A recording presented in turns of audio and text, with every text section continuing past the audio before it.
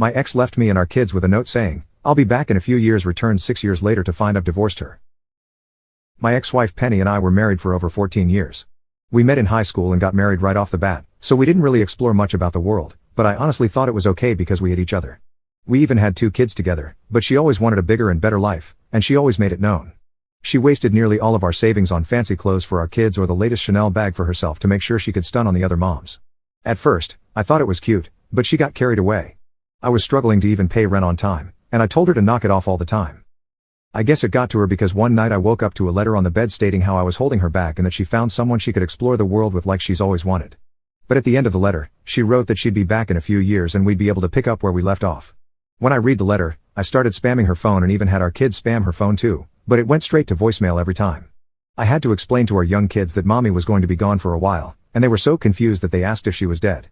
I didn't even know what to say to them, but I knew that she was dead to me. It took me months to even adjust to being a single father, but when I did, I started to feel a sense of relief.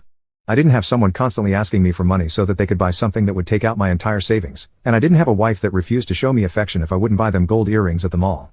My kids started getting used to it too, despite them being in near hysterics when she left.